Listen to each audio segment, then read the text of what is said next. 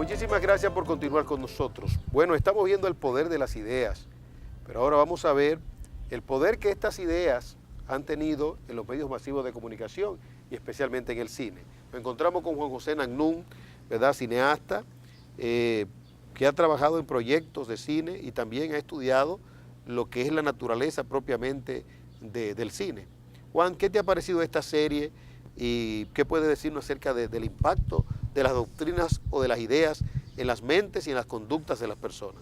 A mí me parece que es de mucho valor, que es muy importante el que las personas puedan acercarse a una aproximación crítica hacia las ideas. Nosotros recibimos las ideas como herencia, entonces eso nos hace dominicanos, eso nos hace hombres o mujeres, eso nos hace seres humanos, las ideas, cómo pensamos. Sin embargo, no pensamos el pensar. Recibimos el pensamiento, recibimos nuestra cultura y no reflexionamos acerca de ella. Y eso nos hace vulnerables primero y luego nos hace víctimas.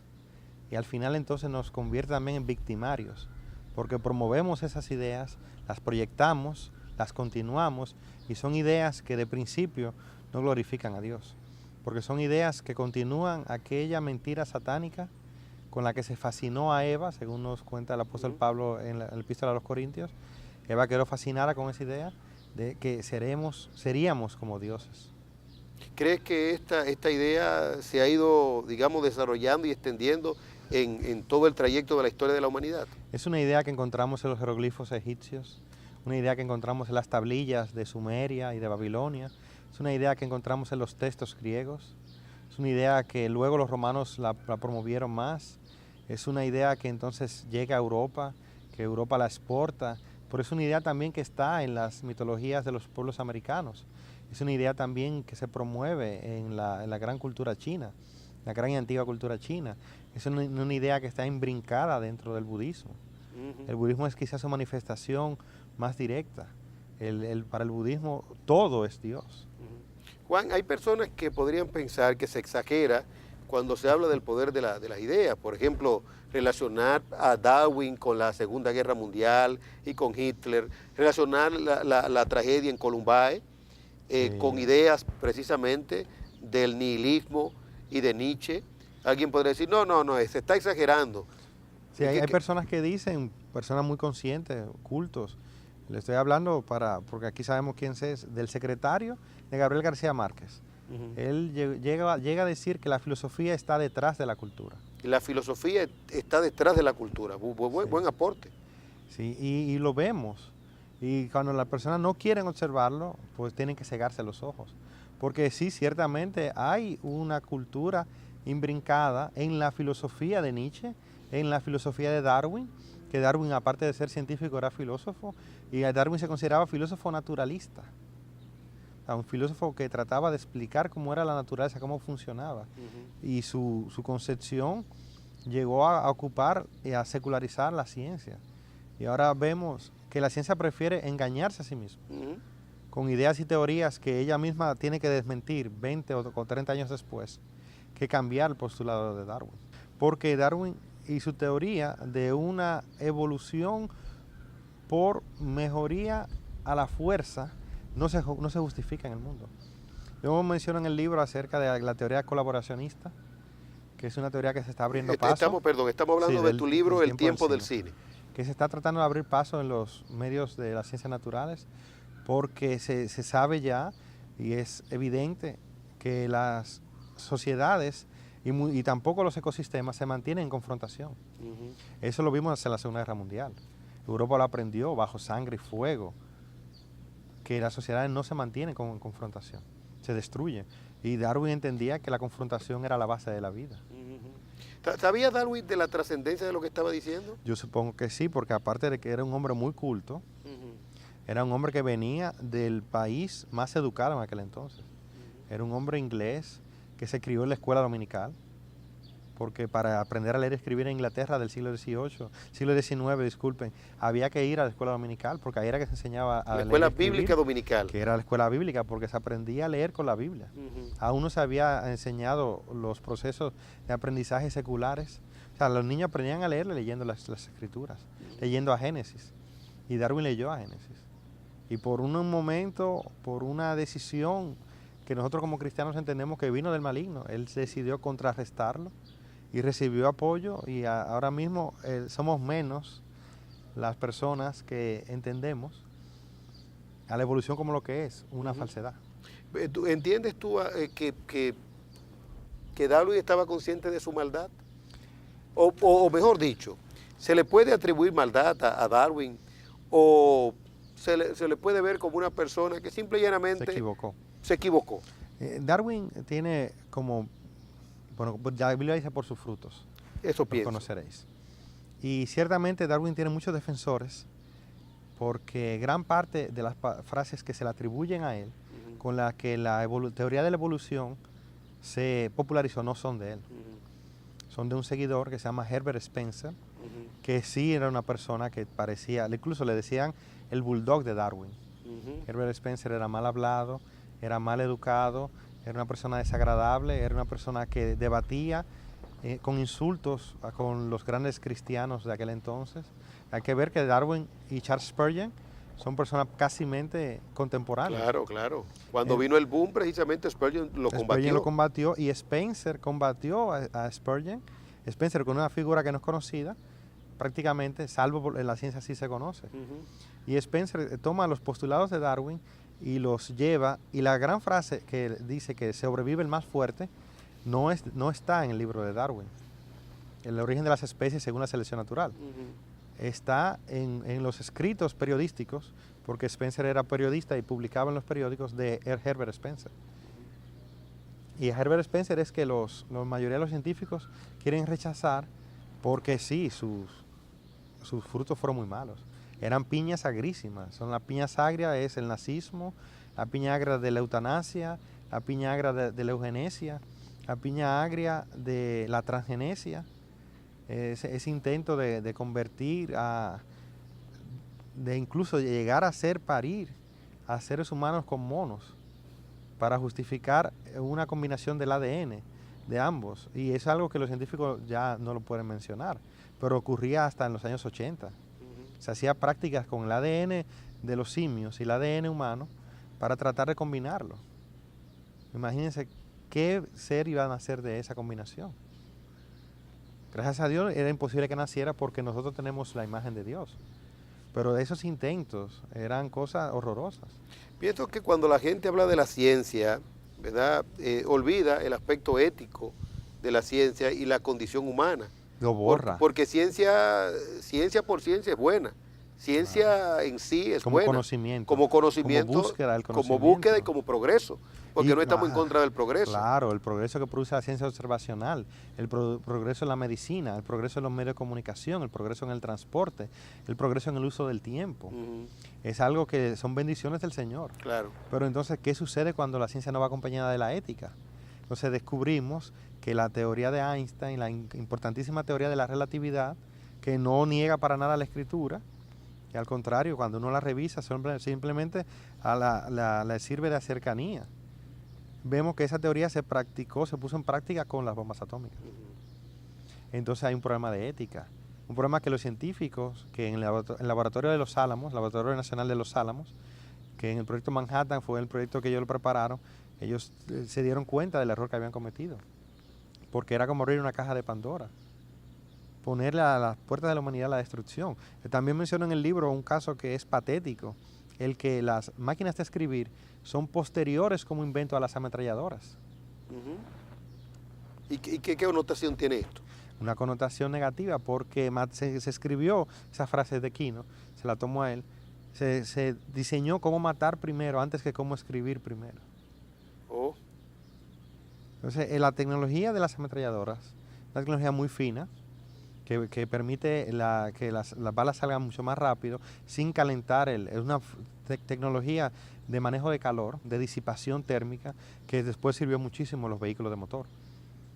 Los vehículos de motor de combustión que usamos ahora utilizan un sistema de disipación térmica parecido al de las ametralladoras, que se tomó para superar a los cañones. Entonces estamos hablando de qué sirven las ametralladoras, para dirimir conflictos. En realidad no, sirven para apabullar. Cuando vemos, por ejemplo, un personaje como Hawking Stephen Hawking, el gran científico británico. El británico, su mujer le salvó la vida. Porque Sin embargo, él, en un lenguaje un poco confuso, él aprueba la eutanasia. Es decir, la mujer le salva la vida, ¿verdad? Pero él dice que en momentos de dolor, etcétera, etcétera, él entiende que es factible. Y o da la libertad para que la persona se quite la vida de esa manera. Ese es el problema de las ideas. Como la idea de la eutanasia se ha generalizado, sí, principalmente en Europa, en los países que se llaman más avanzados, entonces el estar en contra de la eutanasia parecería ser un atraso mental. Sin embargo, y los casos del aborto son muy similares. El doctor que atendía a la madre de Beethoven le recomendó abortar. Nos hubiéramos quedado sin las piezas más hermosas quizás de la música clásica. Correcto. Y si la esposa, que en ese momento, en el momento de su enfermedad, era su novia, y se decidió casarse con él así sabiendo que estaba enfermo, no le daba el apoyo que él necesitó, no se manifestó a favor de mantenerlo con vida, él no hubiera escrito sus grandes aportes. Hablo de Stephen Hawking. Claro. Entonces, ¿la eutanasia sirve para qué? Para decir que yo soy primero, para decir que yo estoy por delante, para decir es cuando yo quiera. Para eso sirve la eutanasia. Ciertamente puede ser en apariencia, porque una persona que no crea que es un juicio divino puede creer que eso le está librando de un dolor. Sin embargo, nosotros como cristianos sabemos que sí hay un árbitro, que no se juega un juego de básquetbol como si no hubiera árbitro. Él está por encima viéndolo todo. En Eclesiastés, el gran escritor que era rey le decía a la gente: no se desesperen cuando en la provincia vean al gobernador haciendo cosas malas, porque por encima de él está el rey, y aún por encima del rey está Dios. O sea que va a haber justicia. Sí, Juan, tú como cineasta, ¿verdad? A lo mejor puedes apreciar mucho más los eventos recientes. Por ejemplo, el derrumbe de las Torres Gemelas. La fuerza de las imágenes, sí. La fuerza de las imágenes. No fue casual. Estamos hablando de una ideología. Ahí se utilizó el recurso de Pavlov, el acondicionamiento operante. Háblanos acerca de esto porque lo has estudiado. Sí, esta figura que se supone el culpable, bueno, se supone no, Osama Bin Laden fue el organizador de esos eventos. No hay que apegarse a conspiraciones que no dan mucho fruto. Sabía lo que estaba haciendo, porque él ataca, no son las Torres Gemelas, el nombre de eso se llamaba el World Trade Center, el centro de comercio mundial, era el símbolo de la globalización. Y es muy interesante ver cómo la globalización se basó en dos grandes pilares, en dos grandes torres, que fue las armas norteamericanas y el petróleo árabe. La globalización no se da, la Guerra Fría no se gana si Arabia no se pone del lado de Estados Unidos y le suministra todo el petróleo necesario. Entonces son esas dos grandes torres que Osama Bin Laden ataca, porque los grandes negocios petroleros se hacían en las Torres Gemelas. Él sabía lo que estaba haciendo. Claro, era el símbolo, aparte de que era el símbolo de la gran ciudad, que nosotros sabemos que la gran ciudad de Babilonia, la grande, en la escritura, y vemos en Marcos que el Señor dice: ustedes ven esas grandes torres, entonces no quedarán piedra sobre piedra. Entonces era un símbolo de él como musulmán culto. Osama Bin Laden sabía lo que hacía, y entonces sabía el momento oportuno. ¿Y el hecho? Fue en la mañana que había miles de cámaras disponibles para grabar, él lo sabía. Y el hecho en sí, el que dos personas o más decidan inmolarse, la inmolación. ¿Cómo puede ser esto? Porque todo ser humano tiene el instinto de preservación de vida. Entonces logra el gran impulso a la causa de los yihadistas, el gran impulso a la causa terrorista, que es diciendo: vale la pena morir. Que eso lo había logrado Occidente en la Segunda Guerra Mundial. Lo había logrado con el sacrificio de miles de jóvenes, de millones de rusos. Fueron 17 millones de rusos que murieron en la Segunda Guerra Mundial para derrotar al nazismo. Entonces Occidente había entendido el sacrificio. Es decir, idea contra idea. Idea contra idea. Doctrina contra doctrina, porque Hitler tenía sus ideas que llevaba hasta los niños. Ya finalmente los niños iban a la guerra. Y por eso hubo tanta muerte en el campo de los aliados, porque los niños se inmolaban en la guerra. Y no le importaba, cerebro, ¿no? Se había lavado el cerebro. No le importaba a un padre perder 5 hijos para tener un tanque durante la invasión alemana. 5 hijos por un tanque. Wow. Eso es algo que no hay forma. Entonces los padres se sentían orgullosos. Y se llegó al punto Y eso está claro, porque eran fotografías, de que los padres que no querían que sus hijos se sacrificaran eran ahorcados en los pequeños pueblos alemanes. Wow, Pequeños tremendo. pueblos que habían pasado años horrorosos por la guerra, años de limitaciones, habían perdido cientos, miles de jóvenes en las fronteras alemanas, luchando contra los soviéticos, luchando contra las fuerzas aliadas en Italia, luchando por defender una idea. Juan, Pero luego lo vemos en Vietnam.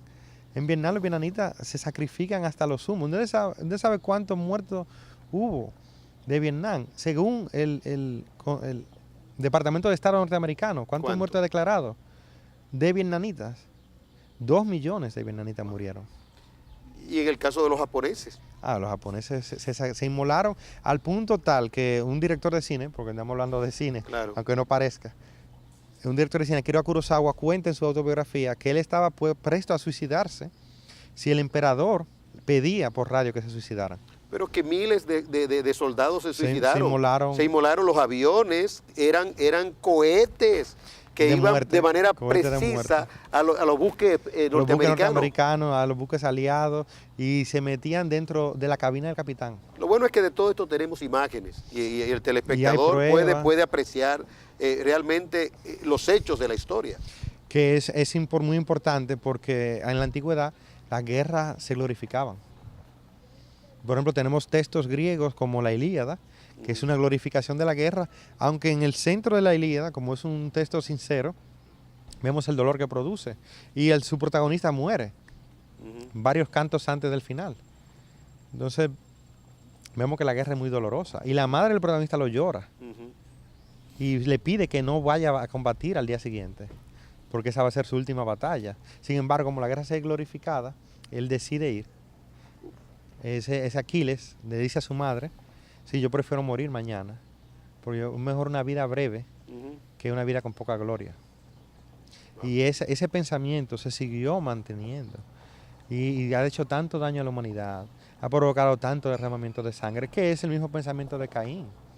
Caín, al verse sin gloria, porque eso fue lo que le pasó, según vemos en Génesis, al verse desechado, porque se consideró mejor la ofrenda de Abel, siendo él el primogénito, entonces se ofende y mata.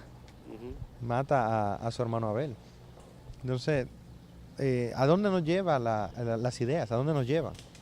Por lo regular, nos llevan a sitios que no queremos estar. También las cosas buenas de esta humanidad han venido fruto de buenas ideas y de buenos pensamientos, como la revolución gloriosa en Inglaterra y la independencia de los Estados Unidos. Que fueron fundamentales en el desarrollo de los derechos humanos. Es así. El desarrollo de entender que no era solamente por la fuerza que yo quería mi valor, que era el pensamiento asirio.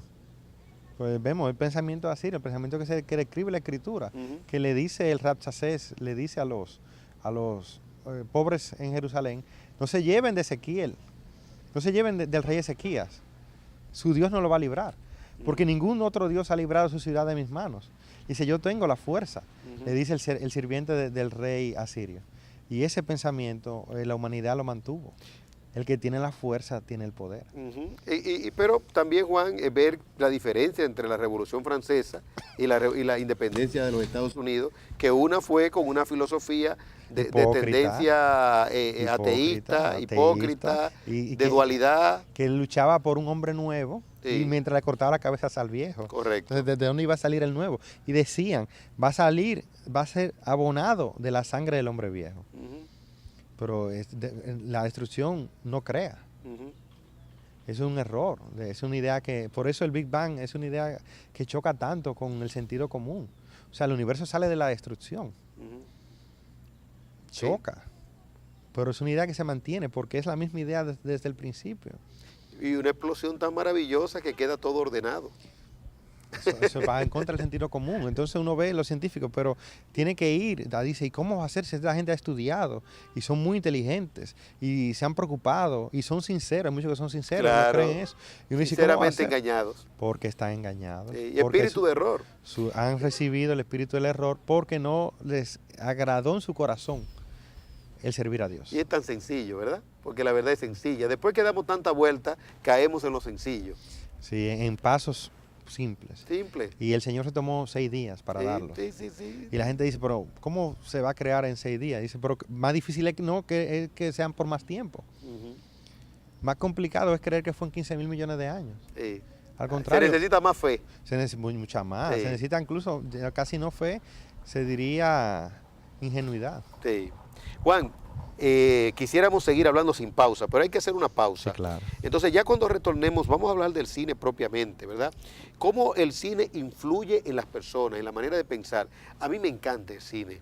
Y yo creo que Dios habla a través del cine. No estoy diciendo lo hace. no estoy diciendo que habla como habla con la Biblia. Yo lo veo en la providencia. Es decir, cosas que no se podían entender cientos de años atrás o décadas atrás, ahora las podemos entender por la magia del cine, porque una cámara se mete en el espacio sideral y nos muestra los mundos que antes no se podían observar, no se podían ver.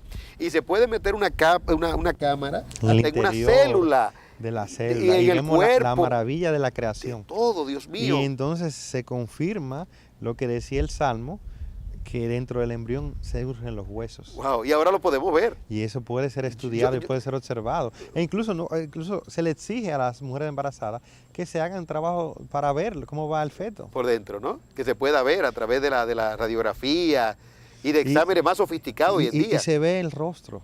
Sí. Y uno ve y la gente se emociona y dice, sí, pero eso es una persona. Wow. ¿Cómo se va a abortar? Porque eso tiene un rostro. Dios revelándose, ¿no? Revelándose. Sí. Porque si la gente le toma cariño a un gato, Sí. cuando le ve la carita, o a Sí. un perrito, Sí. entonces ¿cómo va a decir que un feto es a decisión de la madre? Bueno, la capacidad de asombro no podemos perderla. Yo procuro no perder la capacidad de asombro. A mí me sigue asombrando todavía un niño cuando nace. Me asombro cuando hay un amanecer bonito. Me asombro con el anchuroso mar. Y me asombro cuando alguien muere. Y cuando hay tragedia. Y cuando hay herejía. Me asombro, me asusto, me espanto. Es decir, gracias a Dios. Y le pido que no me quite la capacidad de asombro. Porque hay mucha gente que como que está muerta aunque están vivas. Que quiere dar todo por sentado. Que da por sentado todo. Bueno, vámonos a la pausa, hay mucho de qué hablar y vamos a hablar del libro y del poder del cine. Regresamos para seguir hablando de cosas edificantes.